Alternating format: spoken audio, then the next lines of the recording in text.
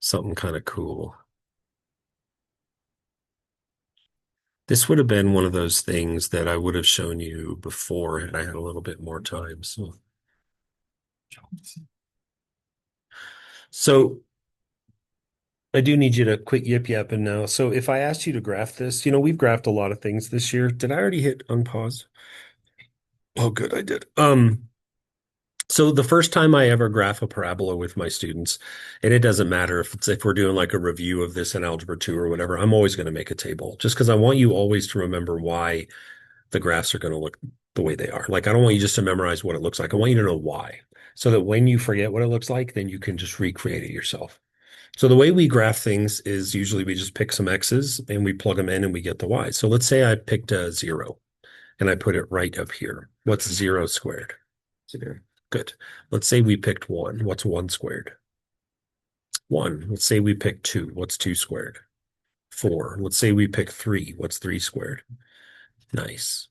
So what I'm going to do right now is I'm going to graph those points. I'm just going to grab like a purple pen and I'm going to head over and I'm going to graph those points. So 0, 0 is right here. 1, 1 is right here.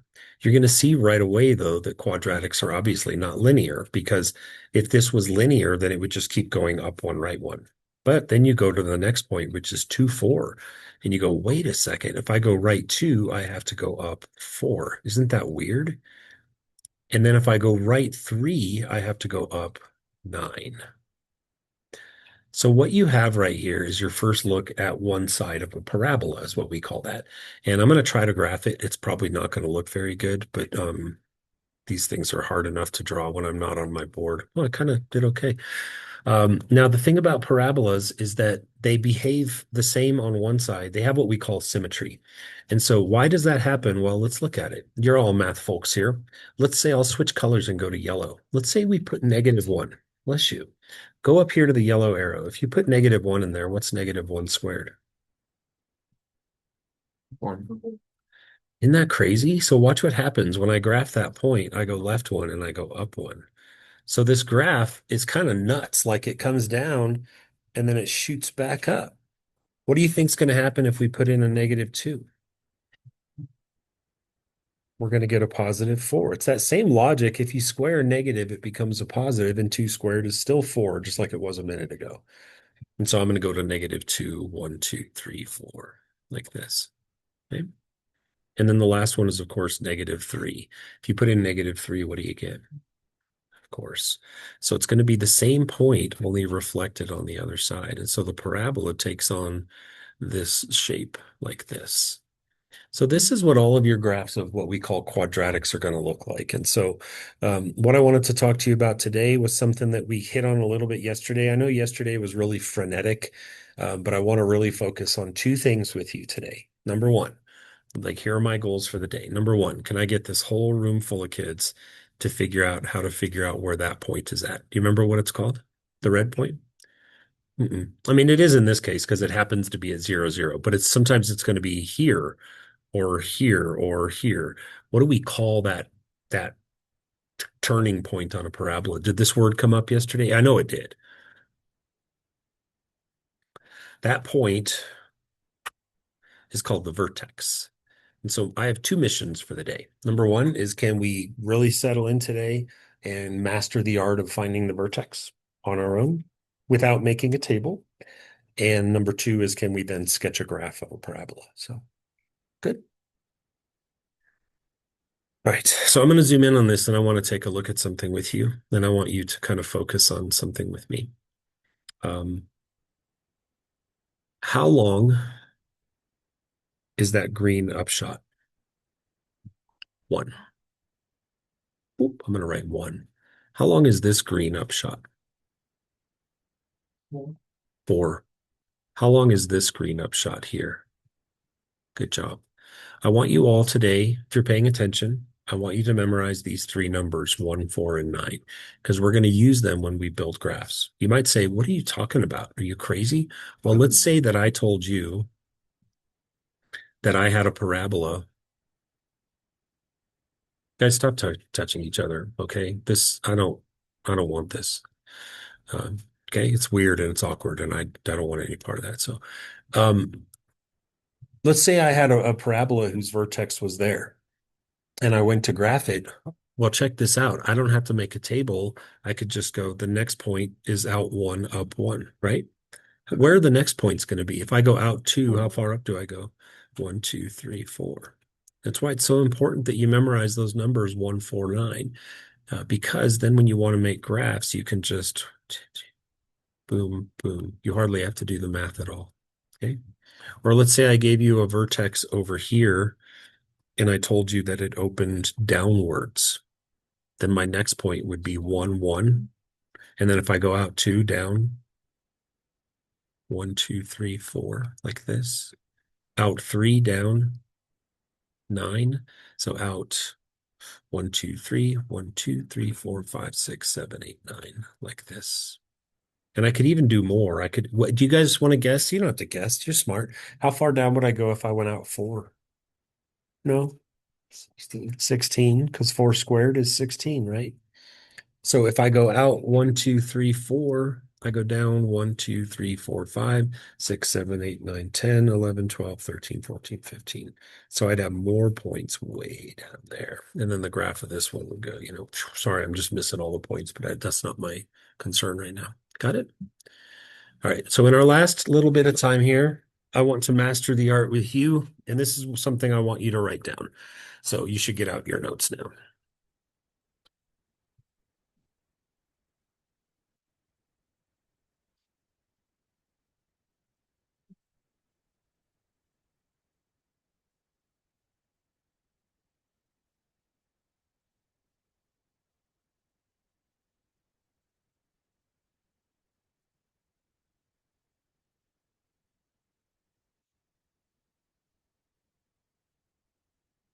Hey.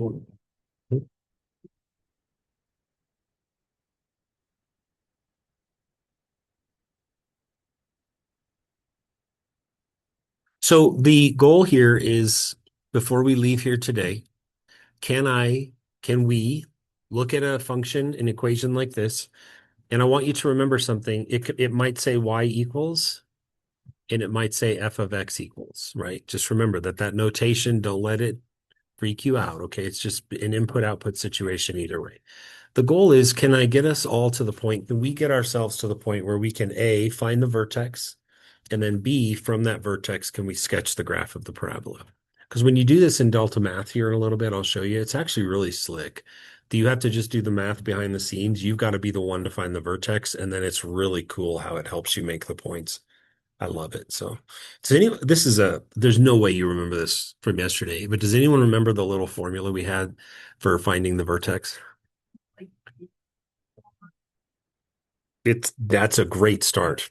It's negative B, good teamwork over 2A. That is teamwork makes the dream work right there. Everyone kind of collectively chipping in. So you're going to want to get to know this formula really, really well. And so the thing again is, who are A and B? No formula in the world can be used if you don't know what the letters even stand for. So does anyone remember where we find A? It's not. It's the number right there. Oh. So 1. So A is 1. You can always find A in front of x squared. Now, you probably already know this one, but where's B? It's the -6. So B is -6. You might say, oh, what about Mr. 3? He's C. We'll use him when we do the quadratic formula. And so he does get kind of left out here for a while, but he'll have an important role at some point. So now that we know who A and B are, we're going to plug them into that little purple formula off to the right that you guys kind of helped me to reconstruct. So on top, it says negative B. I like to think of that using different words. I think of it as the opposite of B. What is the opposite of B? +6, because if B is a negative, the opposite of a negative is a positive. So we're going to go with +6, that's the opposite of B, divided by 2 times A. What's 2 times A in this case? Just 2. And what's 6 divided by 2? 3. So here is the upshot. I'm going to write this in yellow because this is where I always go with this at this point. This is where I would expect you to go with this, is I can now write this. I can say, hey, the vertex of this graph is at the point 3, comma, blank. That little purple formula, he doesn't give us the whole vertex. He gives us the x coordinate of the vertex. And again, you might remember this. I threw so much at you yesterday. I'm impressed you've remembered as much as you have, quite frankly. Does anyone remember how to find the other number, the y? What do you mean by that? Like factor it. Nope. You know that x is 3. The way math, yes, the way math works is X and Y, they form what we call a relation. If you know one, you can feed him in and he'll give you back the other. If you know the other, you can feed him in and he'll give you back the one. You input one and it'll output the other. Well, the one that we happen to know is, of course, X. That's the first one. So we're going to go right up here where these yellow arrows are pointing, and we're just going to change them both into 3, because that's what our little purple formula gave us, right? So let's math. Right here in the yellow jelly bean, what is 3 squared? I'm going to write 9. And then here in the green jelly bean, 18. That's going to be minus 6 times 3, which is minus 18. And then, of course, I'll just copy down the plus 3 because he doesn't have any variables. He doesn't vary. You don't have a variable, you can't vary. It is. And then we just math 9 minus 18 is negative 9. And negative 9 plus 3 is negative 6. Right? So then you say, well, why do I care? Well, I care because then when I go to make the graph, and I don't know if it's going to let me, oh, if I might have oh, it did let me bring it in. Yay. I'm going to zoom out a little bit, move this around.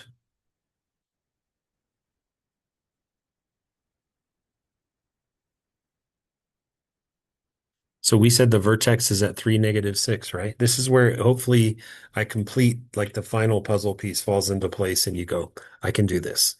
I'm going to go to the point that we found. We had to do a bunch of math to find that white and yellow point, but we found it. How do I get to the yellow white point? Yes, you do. You go right 3 and down 6. So I'm going to zoom in now and I'm going to go right 3 and I'm going to go down 6. So here we go. 1, 2, 3, 1, 2, 3, 4, 5, 6. Now, the good thing about that 1, 4, 9, 16 stuff we were talking about earlier is now you don't need to do any more math at all. If you know the vertex, you can now rebuild the whole parabola by just doing your little 1, 4, 9 points. So I'm going to leave now. And you know how I'm always not leave the room, but I mean, I'm going to leave from the vertex. And I've always been a big proponent of you guys saying right and left, but I am going to say over now or out because I can be ambiguous about this. So when I leave the vertex and I go over 1, how far up do I go? 1. Because remember, 1 squared is 1, but I'm going to do it on both sides as I go. Do you see that? That 1-1 relationship is going to get you 2 points. And I'm just building it off of the new home base, right? So if I leave and go over 2, sometimes I say out 2, how far up will we go? 4, because 2 squared is 4. So we're going to go, watch my pen. I'm going to go over 1, 2, but then I'm going to go up 1, 2, 3, 4, and I'm going to put a point here and a point here. You follow? Let's go out 3. 1, 2, 3. How far up will we go?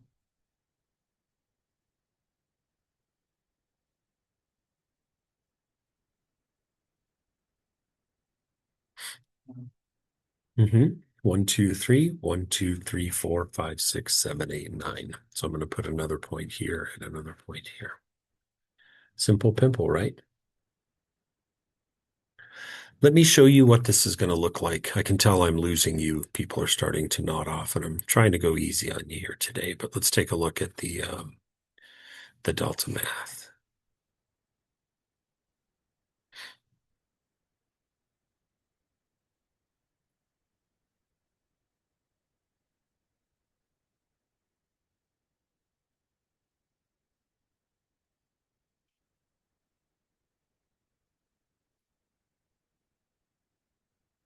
All right, you guys are going to help me, okay? What do we need before we can get started on this equation? You see it up here, right?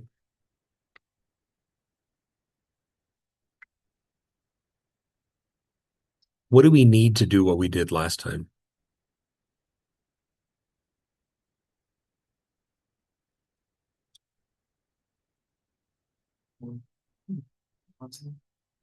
Yeah, sorry, I'm not doing, I must be me today. I'm sorry. We need A and we need B. All right, you can't use this formula. I'll write it in purple so it starts to lock in for you. You need this on every problem. I don't think I've said that yet. You need that every time. And in order to use it, when I say, what do we need? You should say, we need A and we need B. What is A and what is B? What's A? Yeah, I got some voices. Yes, what's B? Negative 12. Nice. Okay. You need A and B so you can use your purple formula because you can't find the vertex if you don't use the purple formula. So what's the opposite of B? That's what the formula says. Opposite of B. What is that? It's positive 12 because it's the opposite of a negative. And what is on bottom 2 times A or 2 times 1? 2. 2A is 2 times 1, which is 2. And what's 12 divided by 2? So here's what we now know. We now know that the vertex is at this point, 6 comma blank. So I'm going to go with my pen now because I want you guys to see with clarity. Bless you. I'm going to erase everything except that. Let's see if I can get some more voices. How are we going to find the second half of our vertex? We're going to plug it in. So we're going to head up here to where these red arrows are pointing, and we're going to change those X's into what we worked so hard to find, 6. Help me with my math. What is 6 squared? Okay, and then I'm going to go minus, we got a big number here, minus what's 12 times 6? Nice job, 72 plus 35. But we're not scared of the big numbers because what's 36 minus 72?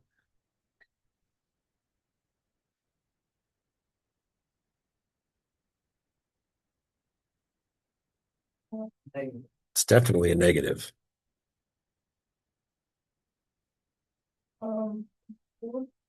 Nope, good effort. The trick to subtracting like this is to do it backwards. Do what Joe said and just say, well, at least I know it's negative, right? It is negative 36. And once you know it's negative, then just reverse the numbers and resubtract. So like 72 minus 36 is 36. And what's negative 36 plus 35? Negative 1. And we're done. So what that means is that now I'm going to let Delta Math help me a lot with this. So I'm going to erase a bunch of stuff here. And I'm going to go to the point 6 negative 1. How do I get to the point 6 negative 1? Right, 6 down. Thank you. So we're going to go right 6 and down 1, and I'm going to click a dot. Now from there, I want you to notice up here that in front of the x squared, do you see how there's not a negative sign? That means that this is a normal graph. It means it's going to go upwards. So I can just say from here, I'm going to do out 1, up 1, go click, click. See it? And then when I go out 2, how far up will I go? 1, 2, 3, 4, click, click, and then it builds it, and then I submit it.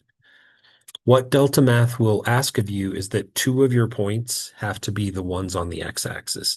And there will be instances, and you'll see this, and we'll talk about this individually when you're working tomorrow. But when you get one and you go, oh, I don't know why it's wrong. It's because sometimes if your vertex is like right here, I'm about to really lose you. So could I have you really, really hard listen for like 30 seconds? If you get one where the vertex is way up here, and let's say it has a negative in front of it and it goes down. So like Austin said, I know what I'm doing. He puts a point here and then he puts bonus points here and then he puts bonus points here. And then the computer builds his parabola and then he hits submit and it says, sorry, your answer is not correct. Why is it going to mark this wrong? Because there's not points on the x-axis. So Austin, for his workaround, what he'd have to do is he'd have to skip a pair of points. So like these ones kind of watch my eraser that I'm going to get rid of those. And that way there, what I do is I preserve the next ones. Let's skip the 2 and let's go out 1, 2, 3. If I go out 3, how far down do I go? Nice job. So I go out 1, 2, 3, down 9. And then you see how I get the points that the computer wants. So you need to make sure that 2 of your points are on the x-axis. I don't know that I love that. I've kind of gotten used to it over the years, but it is what it is. So, okay. How much time? Sure. Uh-huh.